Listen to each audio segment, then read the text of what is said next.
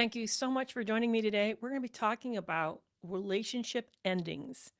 How do you know if your relationship's over? What is some surefire ways to go ahead and finish ending it? We're going to look at why relationships start to fail, as well as the signs that you have a failing relationship. Can you recognize the signs that you have a failing relationship? We're going to talk about that. Then we're going to also talk about the key differences between a relationship that's salvageable versus one that's beyond repair. And then finally, if we have time for it, we're going to get into why do smart people stay way too long in toxic or unhealthy relationships. So that's going to be the last one today we're going to get into if we have time. Because I want to make sure I save the last 15 minutes for your questions. So thank you so much for joining me today. I'm Dr. Kerry Kermakovoy. I have had over 25 years actually as a licensed clinical psychologist. This time at this point I'm retired, but I still love to talk about all things related to relationships, healthy relationships, relationship dynamics, and a lot about narcissism. So if you hang around me much, you'll discover that I talk so much about narcissism. So relationships ending is really hard. I recently had an interview with Dr. Becky Whetstone, which was a fascinating conversation. If you'd like to visit it, it's last week's podcast on breaking free from narcissistic abuse. And I always had an analogy that she actually corrected me on, which I thought was interesting. She said a couple things that I walked away and like, whoa, that I really pondered.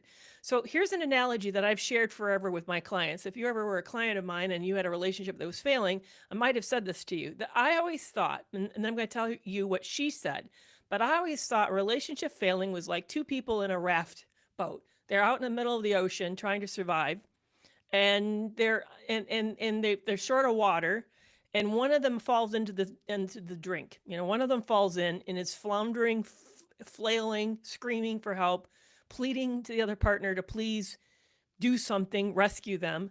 And that the partner who's in the boat sort of misses the cues, misses that their partner is in trouble, and doesn't recognize their partner needs help and rescuing.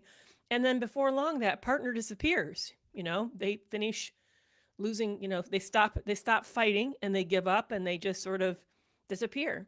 And then the person who's in the raft boat suddenly realize they're alone. And then they start to flounder and say, what happened? What happened?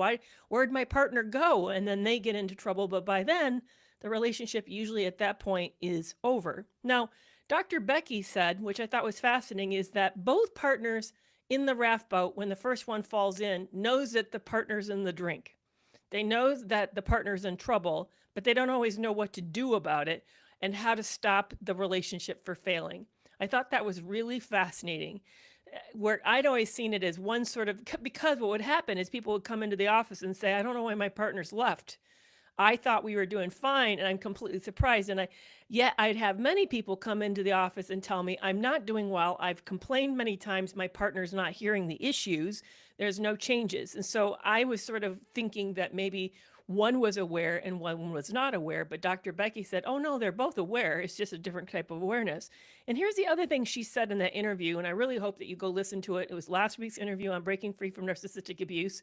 She said that one of the things that happens in a relationship that's failing is the partner, at least one of the partner, plays, I have a secret.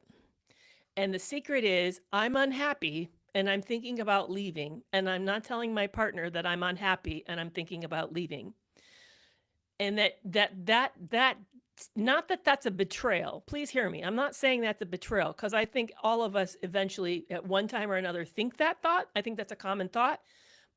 But some of us, it becomes a prevalent thought because things are not survivable. In our opinion, that we feel like we're cashing in. And so as a result, we then sort of psychologically give up. And we then start to think about, I have a secret I want out of this relationship. So I thought that was super intriguing. That actually came out of research of somebody else. She was actually referencing somebody else. So I just thought that was very interesting. So let's talk about why relationships fail, first of all. What happens inside of a longer term relationship that results in that relationship ending? And like I said, then we're going to get into the signs of a failing relationship, things you should be watching out for. We're going to talk about the differences between a salvageable and a beyond repair relationship. And if we have time, we'll wrap it up with why do we stay as smart people? Why do we stay way too long?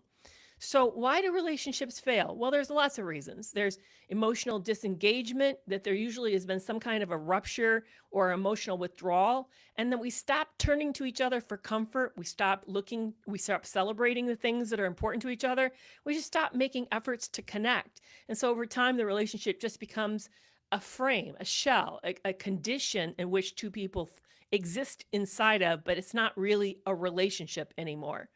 Number two is unrepaired injuries, whether there's small or large betrayals like broken promises, dismissals, infidelities, lies.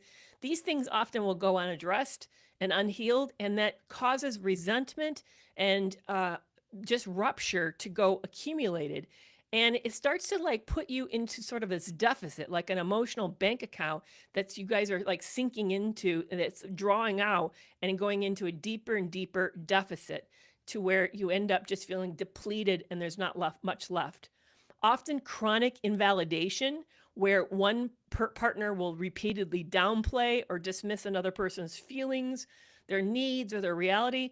Whereas the invalidated partner, the one who's being invalidated, will just stop expressing themselves altogether and they start to detach as a way to protect themselves. Now, if you guys have been around me enough, you'll know that I often encourage those of you who are in a toxic relationship that you have to detach as a way to emotionally survive. But I also, if you remember, I warned you, emotional detachment is the beginning of a failing relationship, that you are actually withdrawing your emotional commitment, your emotional investment in this relationship, so that you're preserving your sanity, but it's going to be at the cost of the relationship. Healthy relationships should be safe, a place for two people to stay emotionally engaged, emotionally invested, and emotionally vulnerable. Number four is power imbalances. So one of the partners will be chronically dominate the emotional tone, or they'll control the decision making, or they sort of set the pace or the style of the conflict resolution. It almost can look like that person's parenting the other person. They may weaponize money or just be never compromising around anything. And over time, that inequity of balance is going to result in resentment, and it also diminishes trust. You may experience number five is communication breakdown, where there is just chronic stonewalling, criticism, defensiveness, and contempt. These, by the way, are John and Julie Gottman's four horsemen of the apocalypse that signal a very, in fact, I think he said it signal the relationship is likely to doom like over 90% of the time. So because of these unhealthy dynamics, they're just not healthy dialogue, and conversations just become battlegrounds, or where they're just dead ends. They lead to nothing. So we just stop communicating because it's easier not to. Number six, there's a loss of friendship. I find this intriguing. I've gotten into asking people, particularly if lately I'm not on a dating app, but one of the things I like to ask people that I would meet on a dating app is, what are they looking for? And I would be curious the number of people who would not mention friendship. I find that kind of intriguing. Maybe you guys can tell me if you've noticed that. Do you look for friendship in a romantic relationship or not? I know men have a fear of being friend zoned. They don't want to be putting in the zone of just a friend and not thought of romantically. But I see friendship as the foundation where you start to build something on. It's like you share inside jokes and you daydream together. You may even create a language that you have together where you refer to things in a similar way. You share each other's interest, or at least you're invested in each other's interest. And these are the things that kind of, thank you so much for that gift. These are the things that kind of glue us together. And without that emotional glue, then the connection just starts to wear out and get very thin, because you don't have this sense of connection between the two of you, which then leads to number seven, which is you start to live a parallel life. I often call this like living like roommates, or you function like roommates or business partners, where you share tasks, but you're not sharing really an emotional life. And there's not a whole lot of intimacy outside of maybe you're physically intimate with each other, but there's not really this emotional or affectionate intimacy. There's not really a emotional connection. And often I hear people who have that type of relationship come in saying that they feel like they're starving to death. They just feel this dearth of connection that really feeds and helps a person feel like they're thriving in that relationship. Number eight is the avoidance of conflict, because Here's an error that you guys may be making is that to think that there's no conflict means that this is a great relationship. No, that means somebody's always giving in to somebody else. So a sign of no conflict actually to me is a warning sign. I don't see that as a sign of healthiness. I see that as something that's concerning because avoiding truth means that you're avoiding honesty and that the issues are being driven underground. So again, it threatens the relationship. You're starting to kind of leach and bleed and cause this relationship not to really have a strong connection. Number 9 is a betrayal of core values. So if you guys go in together and say, hey, we really believe that we should help the children in the world who don't have parents we want to adopt, and then one of you like suddenly shifts and says, no, no, I really want to have our own kids, that would be seen as sort of like a violation of a shared value. So you can have sort of like that, or maybe there's an integrity breach or a breach around ambition. Like maybe one of you said, you support me when I pursue my career, and then when it comes to time for me to support you, for you to launch your career, I'm going to be there. And then you come to that, and it never is your turn. It just there's no reciprocity between the two of you. And maybe it's around spirituality. Maybe you met somebody who said they are one thing, they're really into this certain of viewpoint of way of life, and then when you start to live it out, you find out no, they're actually not. So if there's a betrayal around core values, then you end up feeling like there's a lack of integrity between the two of you, and there's this lack of failure of sharing something that's profoundly important to one or both of you. Number 10 is external stressors that just get left unmanaged. That could be either the kids, the chronic issues with kids, or caregiving. Maybe one of the elderly parents need a lot of help, might be health issues, financial stress. But if there's this chronic external stressors that just keep wearing at a couple, that can start to cause cracks to appear in this relationship. And if you guys don't ever come together and kind of almost recalibrate or find a way to survive it, think about how to unite around this, it could cause one or both of you just to sort of kind of silently check out. Number 11 is emotional affairs or displaced intimacy. That's where one of you or maybe both of you start to outsource where you're getting your comfort. You start to go to friends, or you really outsource your interest into hobbies or coworkers, or even to your children, where they become the primary person in your relationship. So it doesn't necessarily mean there's infidelity, but there's just this emotional intimacy that's no longer central to the relationship. It's moved to something else, and you've kind of replaced your partner as your primary confidant. I know a lot of women think that it's really okay to have best friends, and I'm not saying women shouldn't have best friends, but we need to be careful that we're not in some way betraying our relationship by the disclosures that we're having with our girlfriends that would be at the expense of our partner. And I think for men, it's very easy for them to do this around work commitments, for them to prioritize work to such a way that it becomes the second wife, and it starts to replace the primary position of your partner over top of work. Number 12, and this is the last thing that threatens relationship, is just a chronic lack of repair. So think of relationships a lot like going down a current of a river. So if you go out into the river, you may think you're in the same spot that you started, that you entered the river, that you're in the same spot. But if you've noticed, if you put a picnic bag on the edge of the river and you watch it, you're going to notice that you've moved off of it. You may be several feet, maybe yards, meters away from that picnic basket because the current is moving you along. And that same thing happens to relationships. Your relationships and life is moving you along. And if you don't slow down to stop and sort of renegotiate your roles with each other, talk about how boundaries are being managed between each other, what your dreams are, how your dreams are changing as you change and life changes, you'll start to just slowly grow apart and not even realize, just like that current moving you, you'll start to find that life is moving you and taking the two of you further and further apart. So those are the 12 things that can cause a relationship to start to fail. So what are the signs? Are you showing signs in your current relationship that maybe your relationship is already failing? That's where we're going to jump into next.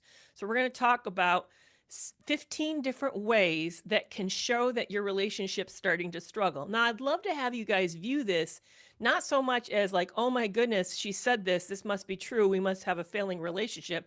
But think of it as like warning signs on the dashboard of a car as something, as indicators that this is something going on that you can actually stop and do something about. So really see this as not so much as definitive, like, oh, it's over, but maybe this is a way for you to begin to do something about it. All right. So the first is a lack of curiosity about your partner's day or life or feelings or dreams. You just don't feel interested in them. You're not curious about their inner world. You're not curious about what happens to them and to their life. Number two is you start to not make good eye contact, or you don't really want to touch each other. There's an absence of the casual touch, like you avoid brushing shoulders, or you no longer sit together on the couch, or you're not spontaneously hugging each other. That can be an early indicator of emotional distance. That's one of the things I noticed, is that my partner, my narcissistic ex, he stopped being interested in kissing me. You know, he started kissing my forehead instead of kissing me on the mouth, or there wasn't a whole lot of like interest in holding hands when we walked. I would grab his hand, but he wasn't really interested in grabbing mine. You'll start to see that there's sort of this diminished reaching out and having contact with each other. Number three is one-sided emotional labor, like where only one person is doing all the effort maintaining the connection. So one person is the one initiating the conversations. They're the ones bringing up the conflict that's not resolved. They're the ones planning the date night together. And you may find that the other person just sort of like is trailing along, or just, moving along with it. That can actually signal that this other person is disinvested. They're not invested in this relationship. So there's only one side, one person in putting in the emotional labor. Number four, you might have a growing inner monologue where you're talking to yourself instead of talking to your partner, because your partner is not really listening. And that starts to create, like, again, this disconnection because they're not interested. So you stop trying to share what's going on. So instead, you share it with yourself. I remember near the end of my long-term marriage, my late husband got really involved with work, kind of made work his primary goal, his theme. And I found that that I started doing a lot of thinking on my own and not having a lot of contact with him. And it really kind of increased my sense of loneliness. So watch out for a growing inner monologue. Number five is relief when they're not around. That actually life feels more peaceful or easier when they're away. That can be a red flag, especially if it's a pattern. Now, everybody, please hear me on this. Everybody needs a break from everybody. Having a break from somebody is not a problem. But if you find out that you do better and the family does better when they're not around, that can really signal that there's a lot of unresolved issues that are not being addressed between the two of you that are causing problems. Number six is constant rationalization, where you start to justify or rationalize their behavior to other people or even to yourself. So you'll often minimize your unmet needs, like, oh, I know he loses his cool, but he means well. He's just really had a bad day. Or you'll say things like, yeah, she's really wrapped up in the kids and they're her life. And I know she's a good mom and that's what matters. So you'll find that you're this rationalizing the lack or the neglect in a relationship as a way to sort of justify behavior that maybe is hurtful or creating a loss or creating feelings for you. Number seven is you feel alone even when you're together. So there's this creeping sense of loneliness so you may be physically with them, but it's really not about just being with somebody. Quality time isn't really quality if there's not vulnerability in a quality emotional intimacy. So you just start to feel kind of like you're together, but really not together. Like you're two people in the same room doing the same activity, but there's not a lot of shared experience in this. I remember saying to my ex, it felt like we were playing the hokey pokey, that when it came to the part of putting one arm in and one arm out, he would do that, or one leg in and one leg out, he would do that. But when it came to him putting his whole self into the circle, I never felt like I ever got his whole self ever, not ever. And I could feel that whenever we're together, we're really alone. Number eight is there's fewer shared micro moment, let me say it again, few shared micro moments of connection. So you stop having those inside jokes where you kind of laugh together around something, or the language that you guys create with each other that has the meaning that only the two of you know because of your history. You stop sharing those glances with each other or laughing over some little small thing. These moments that really build a kind of the secret world between the two of you, starts to just disappear and go absence, and almost without your notice, that you just aren't sharing the things that you're used to be sharing, like even the pet names that you have for each other. Number 9 is you start imagining life without them, and that feels like a relief, like you're daydreaming about being independent or a life without your partner, and it starts to feel freeing instead of frightening or sad. Number 10 is there's a decline or a disinterest in making repairs to the relationship. So you just stop trying to make things right. You'll have a disagreement and it just gets dropped. You just sort of walk away from it without any resolution, and there's no real effort to circle back. And you know when it gets really serious when one of you says, "Hey, I think we need to go see a therapist," and then the other person says, "No, I'm not interested." You'll even see that. That to me is a little more serious sign of failure, when there's a lack of interest in repairing this relationship. Number 11, there's emotional flatlining, where big or small things your partner does no longer evokes much of a positive or negative reaction in you. You just feel disengaged. You start to feel apathetic and indifferent. And I'll tell you guys, hate is not the opposite of love. That's still a sign of emotional enmeshment. The opposite of love is apathy and disengagement. So you start to feel like you don't really care, then you're not actually invested in this other person, and you're not very invested in this relationship. So watch out for indifference. Number 12 is you're hesitant to share good news. You pause before sharing something because you're not for sure, for one, that they're going to be happy for you. You're also not for sure if they're going to be safe to share this with. You're also not for sure they're not the primary person that you look to even share these good moments with, because there's just not that, not only emotional connection, but maybe there's not even that emotional safety that you need for you to want to go and celebrate things with them. Number 13 is a subtle sense of contempt or dismissiveness. Those are living with the eye rolls, the little sarcasms made at your expense, the small digs that go unchecked. All of these things are, by the way, subtle signs of contempt. And contempt is a very serious warning sign in a relationship. Contempt basically says, I don't respect you. I don't like you. I find you disgusting. That's what contempt says. So, you say something and your partner goes, "Ugh," and then rolls their eyes. They're actually saying, I don't respect you. I'm actually disgusted by you. And these things over time are highly predictive of a relationship breakdown. Like that's what said, that's part of John Gottman's 4 horsemen of the apocalypse, meaning like the end of the relationship. Number 14 is a fear of being honest, that you start to edit yourself, or you avoid the truth because you just don't want to get into it, because you don't want to have the conflict, or because you know you're going to get judged, or you know they're just going to ignore it and it's going to go like under the radar and you just regret ever saying it out loud. And then 15 is your friends stop asking you about them. So your friends start to realize that you're so disengaged and detached that you don't talk about your partner to your friends anymore, and they act as if that relationship doesn't exist, because they recognize that something imperative and important about this relationship has shifted, and it is no longer a part of your primary preoccupation. It's no longer part of what's important to you. Okay, so those are the signs that your relationship are on the fritz or ending, or in very much in trouble.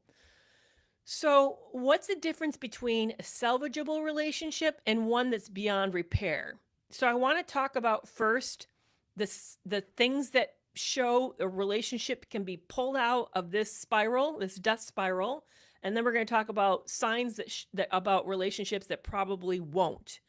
So, these are optimistic signs if you see them. One is a willingness to repair, not just apologize.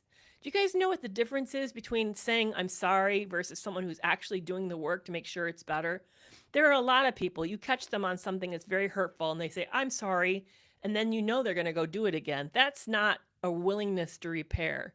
Repair looks like you see it and you think, oh yeah, I do that, and I don't want to do that, and I know that negatively impacts us. And so they consciously take it up as a job to start to create a new habit so that they don't do whatever that is again. And you see an active like policing of themselves and a diminishing of the frequency of that behavior.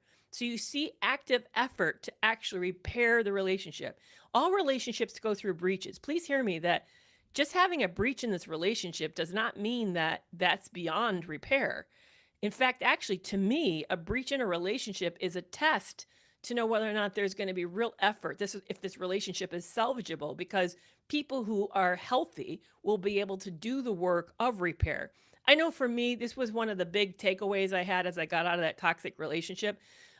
He never went to any effort to repair his betrayals, his infidelities. And I wasn't aware of it, that there wasn't true ownership on that part. I mean, I was realized that I got a lot of lip service, but it wasn't until I got out and I did a continuing education program on what it looked like after infidelity, like a normal relationship that goes through a period of infidelity, what repair work happens.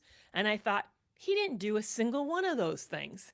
They were like, no accountability, no awareness of how certain triggers would trigger me and make me feel unsafe, no emotional space for me to have a reaction that I had. There was just not the effort to repair. So watch for this. It isn't just to get, again, an apology from somebody. You really need to see them do the work of making amends and doing a demonstrative change over time. Number 2 is mutual curiosity and self-reflection. And I know this is something that Dr. Becky emphasized strongly in the interview with Breaking Free from Narcissistic Abuse podcast, is that you have to be willing to look inwards, not just blame outwards. That you have to be willing to ask yourself, what has been my part in this? And then open to feedback, even uncomfortable feedback. And that really is the difference between the relationships that are able to heal versus the relationships that don't, is that each partner is willing to do the inner work to making things better on their side of the street. Number 3 is there's emotional responsiveness. So when one partner reaches out, sees the other partner hurt or confused or excited or happy, they actually reach out and care enough to do that. And again, John Gottman calls this emotional bids, that they see that. He describes a moment where he saw his wife combing her hair in a mirror, and she had sort of a reflective or a melancholic look on her face. And he thought to himself as he passed the door, I could walk on past. I really want to read the newspaper and pretend that I didn't see that. But I know I'm going to be missing a moment with her where I could connect with her, and she looks like she needs the connection.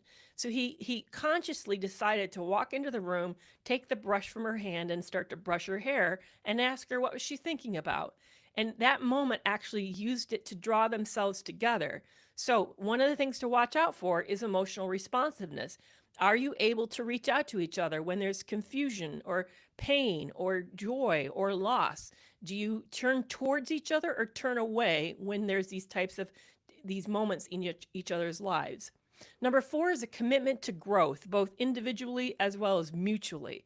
That you guys are both invested in transformation, that you're both interested and willing to learn new communication skills. You're both interested in unlearning survival strategies that just don't work very well or very helpfully these days, that there's a commitment to growth on both people's partner. And number 5 is that there's a rebuilding of shared meaning. So, for example, if you guys are losing rituals, losing shared goals, losing common language, that you actually start to rebuild and invest in that again. That you start to create moments where you can laugh together over these experiences. One of them that I have that I'm smiling about already was just before Brad got sick. One of the last concerts we went to was Ray LaMontagne. I'm probably saying his name wrong. One of his famous songs was Let It Be, or something like that. Well, Ray at this concert, in fact, you could go look it up. It happened in Grand Rapids, Michigan, lost it at this concert. Lost it. Like, started swearing and cussing at a couple in the front who were talking through. Oh, by the way, this is an open air amphitheater over dinner. So you're having a picnic on the lawn, talking to each other and enjoying this moment while you listen to him sing. And he's seeing this couple chat with each other while he's doing the concert. And he stops the concert and chews them out for having this conversation. And he actually walks off the stage and basically kind of ends the whole show over his rage at their conversation. Now, what he didn't know was they were talking about which of his songs they wanted to feature as their wedding song to play together to dance to. So when that came out, he looked like a real numbskull for that. But it was but Brad and I laughed about it. We loved this guy's music, but I'll tell you, we were not impressed with his emotional maturity. And it became something that we just laughed about. Like, oh yeah, there's Ray losing it. It's having those shared moments that you can go back and it's like, let's not have a Ray moment, that you can kind of joke with each other. So the rebuilding of new shared meaning, new special moments with each other is a really wonderful way to sort of create safety and mutuality. Number 6 is you restore safety with each other, that you build emotional safety so that, for example, one of you shares something that's kind of hard to hear and you don't punish him for it. That there's actually the space for you guys to be honest with each other. And I'm not talking about space to be abusive to each other. I'm talking about, hey, when that happened, it really hurt my feelings. It felt kind of personal. And I felt a little bad about that. And having the other person, instead of getting defensive and like, what? You took that personal? Why? What's wrong with you? You know I didn't mean anything about that. But they will say, oh, I didn't realize that. I didn't mean that to happen. So you're able to sort of create an emotional space to be vulnerable with each other. And that how, number 7, you know how to stay in the room emotionally with each other, even when things get tough, and that neither partner kind of just checks out or walks out. That you know how to stay emotionally engaged, and you know how to grieve together. You know how to struggle together. You know how to process. You don't just go numb and just end everything because it gets really hard, but that you believe each other has each other's back, and that there's a reason for this conversation, and it's to better the relationship, not to harm it. I know these are really tough things, very, very hard things to do because it feels personal. And we often think that sometimes people are just doing it to hurt the relationship. But if you have a partner that you can trust, you need to know that it's to heal the relationship, not to hurt it. Okay, here's our things or sides the things that should tell you this relationship is not salvageable, things that show that it's on the way out. If there's a one-sided effort, that one partner does all the work while the other person denies, avoid, or resists change. So that it becomes lopsided, which makes it unsustainable, exhausting. Number 2, there's defensive or rigid posturing. So instead of one or both partners being self-reflective, they double down on being right, and they escalate blame, and they weaponize past wounds. So there's no openness for growth. Number 3, there is a repeated violation of trust. So trust isn't just broken, it stays broken. Promises that get made and then they're rebroken. So there's never any fully restored emotional safety. Number 4 is a lack of emotional access. So over time, you just stop being emotionally available. Being vulnerable starts to feel unsafe or pointless. So you just build your walls and you keep them up. Number 5 is there's perpetual contempt or resentment, where you don't really feel respect or admiration for this other person. There's a lot of like eye rolling, sarcasm, dismissive tones that replaces what was once warm now has turned cold. And there's this resentment is the predominant emotional undercurrent to the relationship. Number 6, there's just core incapacities, incompatibilities. That's the word I'm looking for. Core incompatibilities where each of you have evolved in a way that just now there's a deep value mismatch. Maybe it's on parenting, maybe it's on your lifestyle values, or maybe it's on your core needs, but there's this big mismatch between the two of you that can't be bridged, and loving each other a whole lot is not enough to sustain it. And number 7 is you start to lose hope. And because you stop believing things could get better and stop seeing a future together, you just start emotionally detaching. Even if you decide to stay as roommates, you just emotionally detach. All right, I have time. I'm going to talk about about 3 different ways that we stay too long, why we can be really smart, but we still stay too long. The first is cognitive and psychological factors. Then there's the emotional or relationship barriers.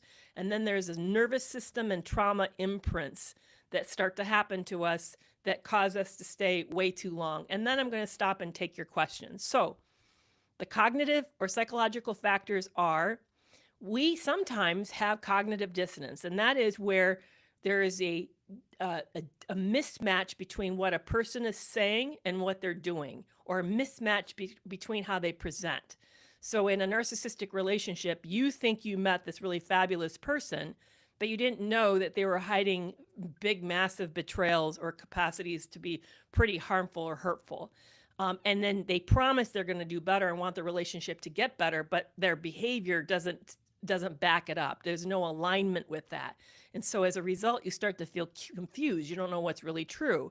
So when there's cognitive dissonance, we can't resolve if this person really actually loves us or if they don't. And sometimes it gets so bad that there's actually practices of deception, like actual like misleading on purpose. Like, for example, my ex would read books, highlight them, talk about them with me about how to address his issues while he actively is doing the very behavior he's trying to change. So when you experience that, that's I had a lot of cognitive dissonance. I didn't know what was real or true. And because I didn't know what was real or true, I started to feel fuzzy and confused and foggy about it.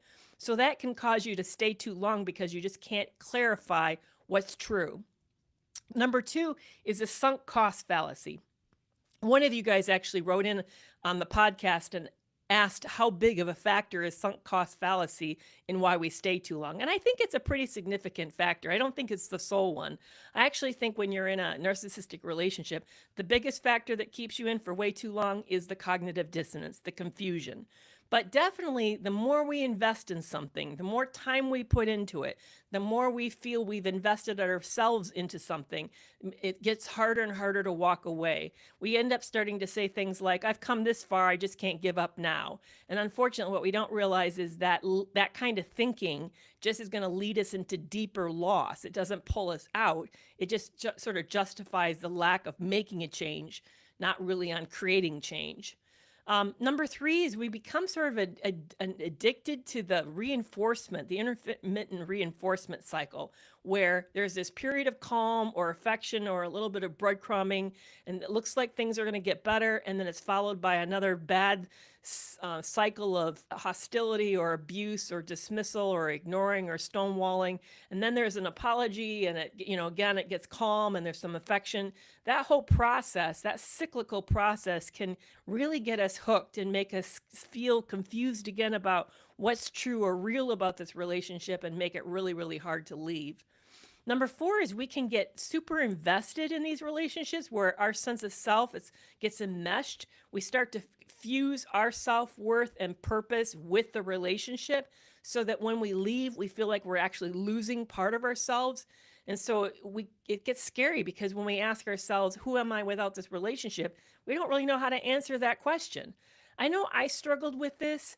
I ended up, when I was in that relationship, kept thinking that if we were okay, then the me, was going to be okay. But what I failed to say is because I wasn't okay, there was no way that we would be okay.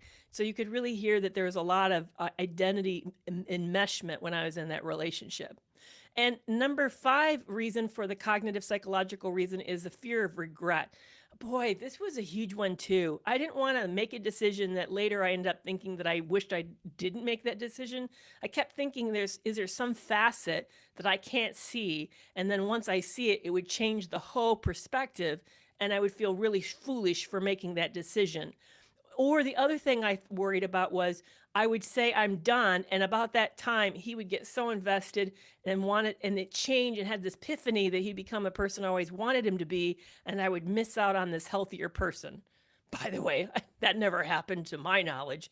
But I also found out that whatever I feared that I'd regret, I definitely didn't when I got out of that relationship. But yeah, it was a big factor for me. Okay, so here are the emotional and relational barriers that keep us stuck way too long. The first one is the trauma bond. This cycle of highs and lows and not knowing what's real, and then they like overwhelm us with all the positivity, and then they pull it out, pull it back, and this hot and cold behavior. All of this keeps us resolving and craving. All of this keeps us craving resolution that we're never going to get. In fact, they did studies looking at couples on a date and found out the dates that had a little scary element, like crossing a high bridge and facing that challenge together, actually created a better cemented relationship.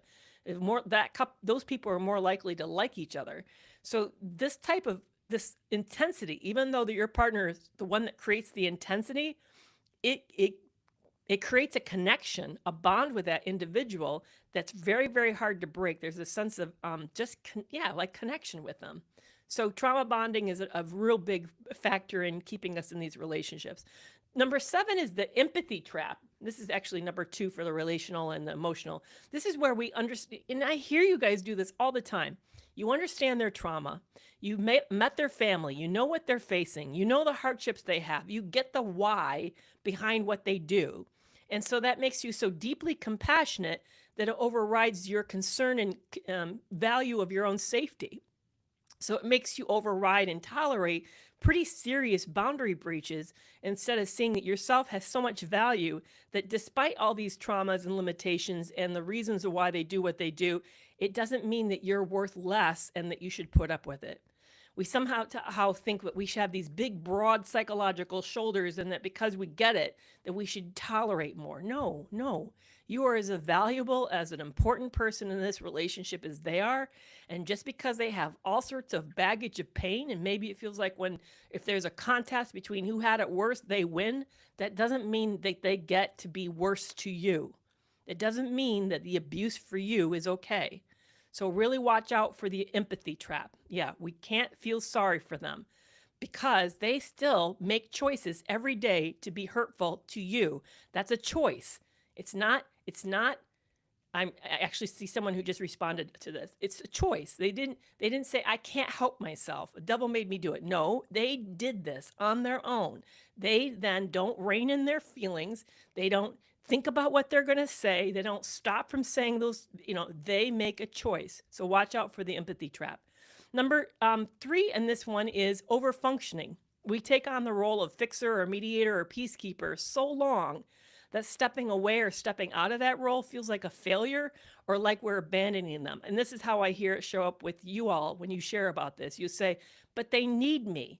They're not going to do so well if I'm not in their life, or I get really worried about what's going to happen to them. You know what? They are a grown-ass adult, and their life is their life, and they're making the choices they're made for the reasons that they make it.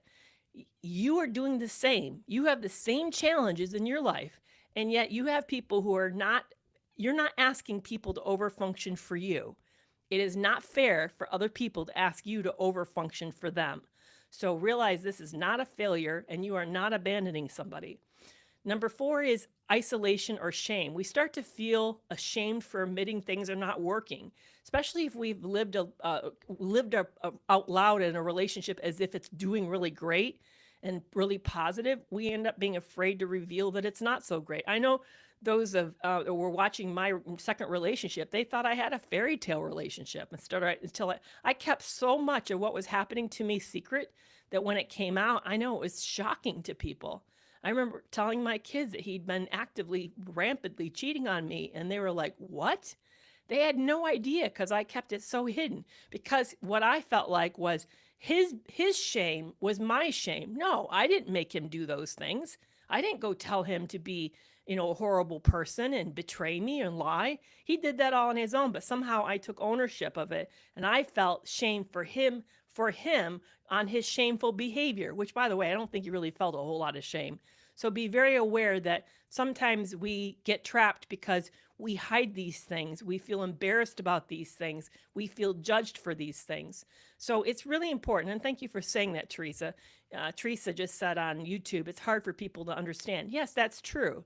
And that's why it's so important that we end up having safe places like the Toxic Free Relationship Club, where you can go and say the truth. Or I just started the Summer Relationship Reset group just before this today. And one of the things that unanimously said was what a relief it is to have a place we could just be honest.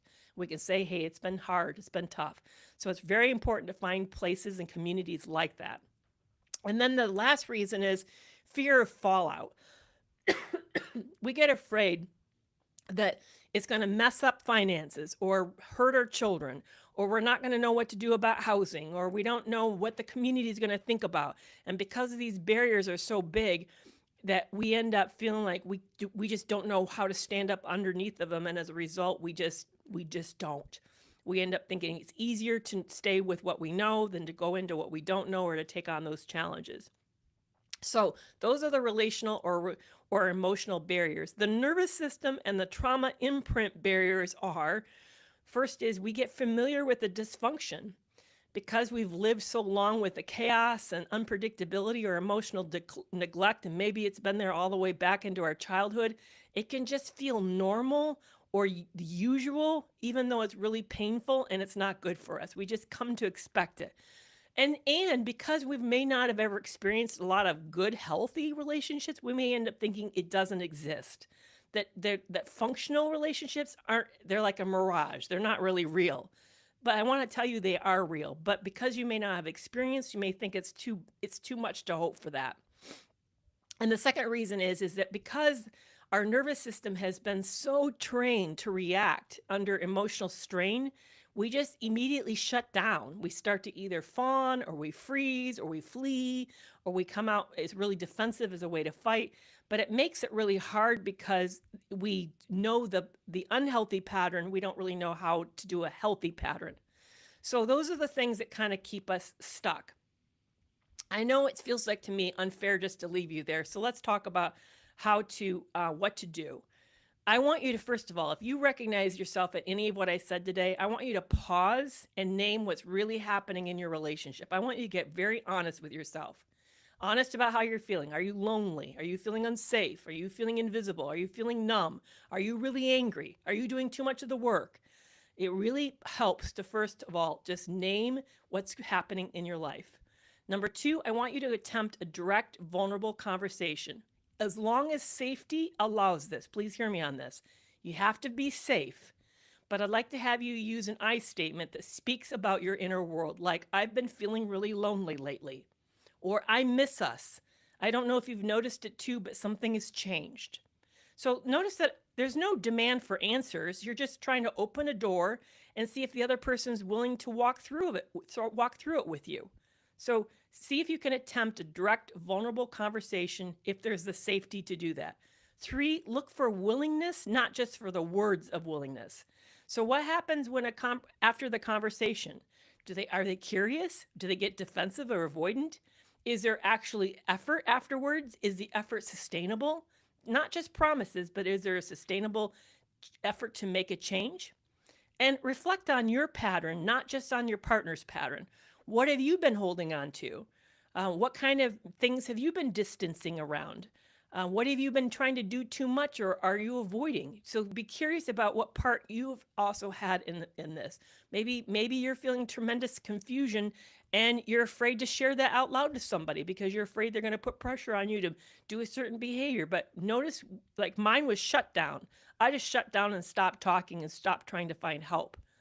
Number five is consider third-party support. Maybe it's a group, maybe it's as a therapist, but start to maybe it's coaching, but start to find a way that you can untangle all the confusion that you feel and start to rebuild some self-trust and clarify your next steps. Number six, protect your peace of mind in this time. Like, stop trying to over-explain, stop being defensive, stop justifying, stop attacking. Just really soften down and try to avoid the tension, just to sort of allow yourself to have a little bit of space to sit back and grieve and process what's happening in this relationship. Number seven is reclaim a life outside of the relationship. Start to reconnect with your friends and pursue your interests again. Start to rebuild a version of you that solely isn't just about this relationship.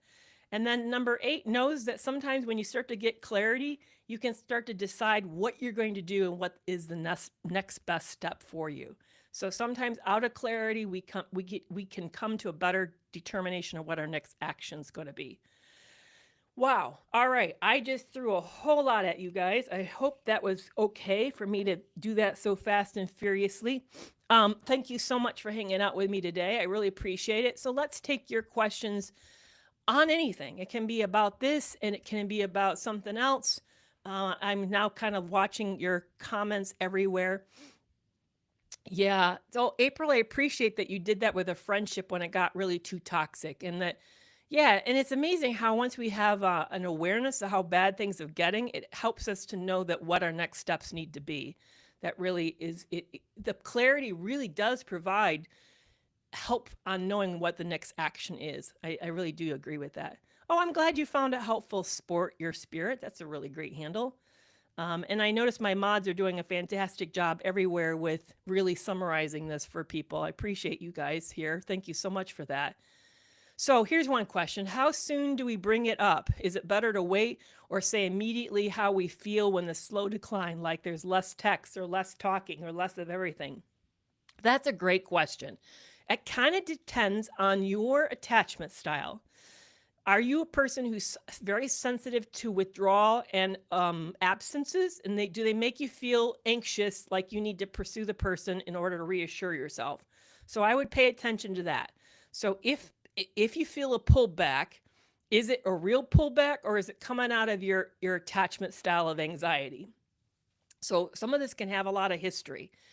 If you test yourself on that question, just kind of pause and ask yourself on that question, and you come back with, no, there really is a distance in this relationship, then I think it's time to say something.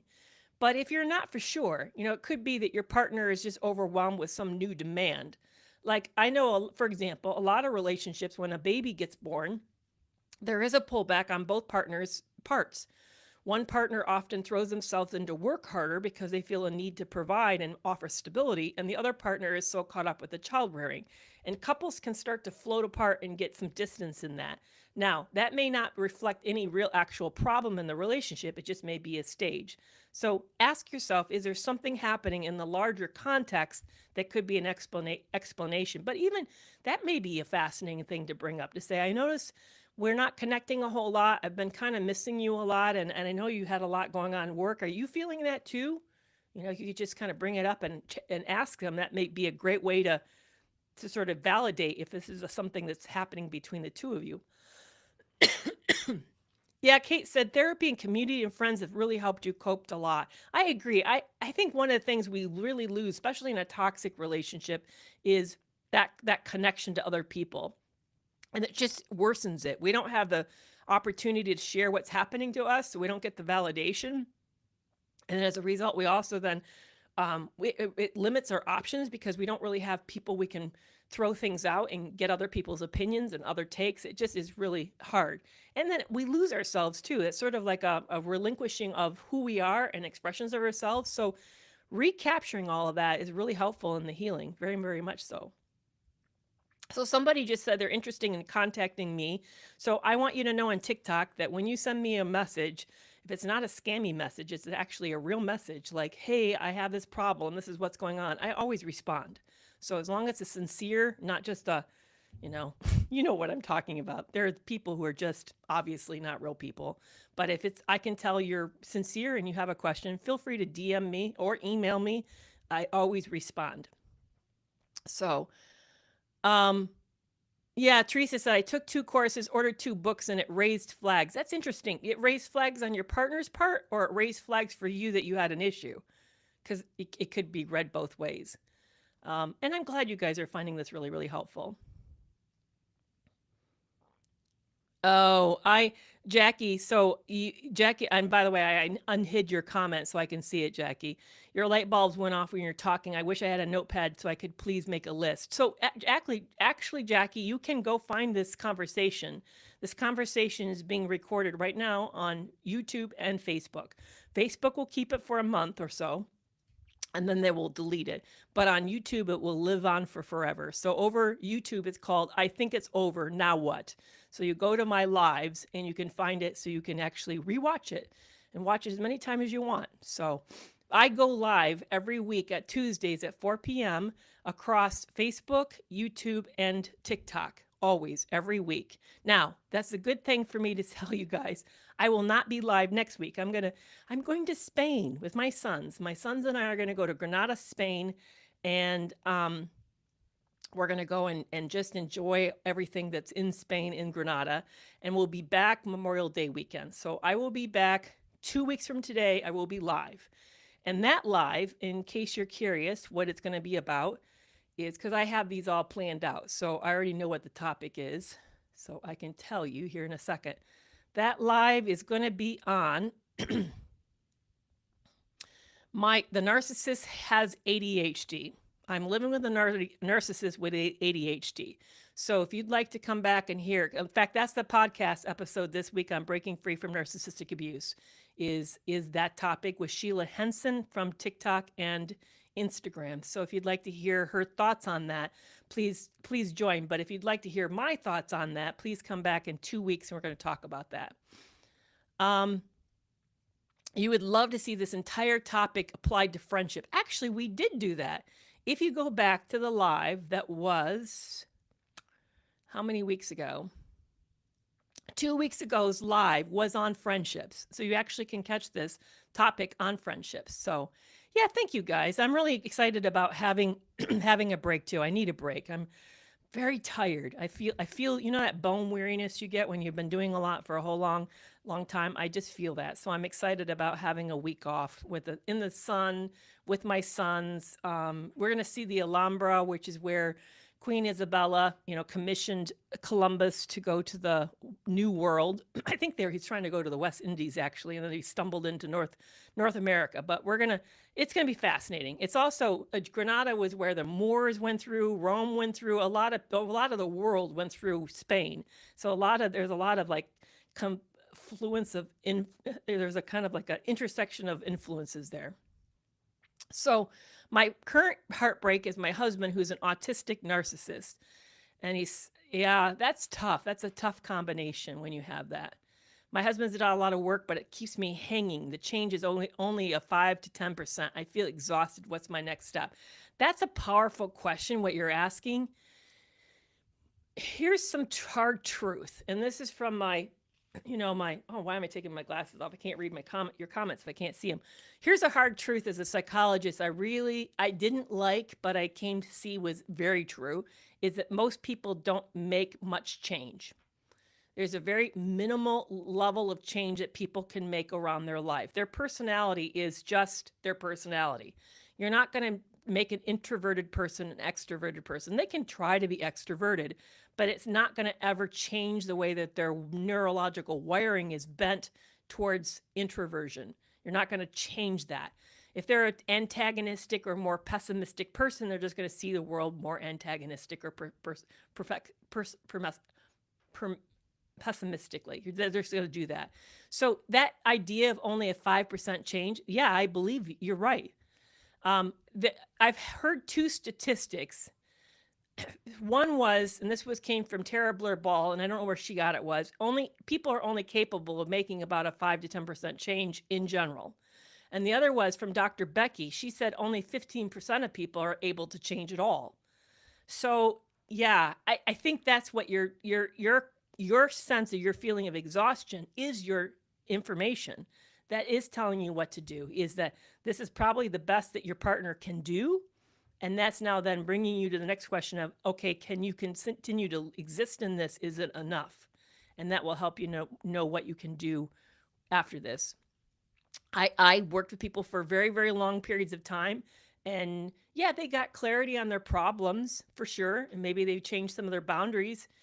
Maybe they built more new relationships, but it wasn't like they had I used to think that long-term therapy would do sort of like an engine overhaul. No, that's not happening. Most therapy is more like oil changes, like brake adjustments. It's not really an engine overhaul that's going to happen. That's a really uncomfortable truth about people. People are hardwired. There's they have a lot of innate deficits that just are kind of is. And it's hard because that's why it's so important to really evaluate somebody, So I've been out of a relationship for 5 years. I'm still questioning if I'm in my toxic era with men. That's interesting. Geneva, are you feeling like you have also toxic relationships with women, or is it just with men? That's just very fascinating. And then my next question would be for you, Geneva, was to say what it is about the toxic men that you find appealing. Is it that it's familiar? Is it that it's just the men that you're meeting? Is it, I don't know. I think that's such an intriguing reflection that I would love to have you follow up with it for you to ask yourself more questions. Yeah, I love that question. People are still talking to that person who about the 5 to 10% change, and what do you do if a partner doesn't change more than that? So somebody said, my question to myself is, am I working too hard here? And you know what? I do think, okay, so I'm going to play devil's advocate a little bit with that comment. There are going to be periods of time where both people will feel like they're doing too much of hard work. I'll tell you, when after you have kids, both partners feel like they're doing way too much hard work. Definitely. And it doesn't feel very satisfying for anybody. I think people, that's an often very hard time of a relationship. But it shouldn't be a permanent state. It should be a temporary state. So it could be, yeah, that you do that, but you get through it and things get better. I think that's what you should expect to see. This is an interesting comment. Do we gain weight to distance ourselves? I always start gaining about 2 years into a marriage. That's fascinating. Are you a man or a woman? If you're a man, it could be because you're being fed better. You get into a relationship and somebody actually is making, 2 to 3 square meals for you, and you just eat better, and as a result, you put more weight on. You're a woman. Oh, okay. That's okay. Yeah, I don't really know. It also could be the fact that you feel safer to not have to sort of keep yourself thin so that you don't have to appeal to the standards of attraction. I don't know. I think, again, that's a really good question to ask yourself of what that might be about. What is it you're eating because you're hungry? And so you're emotionally hungry. So then you feed yourself literally as a way to solve it. I don't know. But to me, I would start to really ask some of the big possible reasons for that you find that. I'm a month and a half out of a toxic relationship, and she would always run out the door. It sounds like, Kenny, you were in a relationship with somebody who was very avoidant and didn't really know how to do the repair work when some things went wrong. And that's hard. It's hard when you've got a partner who's not interested in doing the work of being in a relationship. Well, guys, this was awesome. The hour went super quick. Remember, I won't be here next week, but I will be back for 2 weeks from now. We're going to be talking about the intersection of narcissism and ADHD. Because have you noticed how many narcissists have ADHD? And by the way, it's not causal. ADHD does not cause narcissism. Narcissism does not cause ADHD. They just happen to be like neighborhoods that like to coexist and live near each other. So we're going to talk more about that co-occurrence. So I'll look forward to having you guys come back and us talking about that. And in 3 weeks from now, we're going to be talking about semantic abuse. If you guys have noticed, I've coined a term, semantic abuse, and I'm going to get into what is it, why is it what it is, what can we do about it, how does it differ from other types of gaslighting and abuse. So if you'd like to really hone in on semantic abuse with me as I'm sort of sorting it through and defining it for myself, I would love that. So that's 3 weeks. All right, you guys, you take care. Thank you so much for hanging out with me today, and I will see you back in 2 weeks.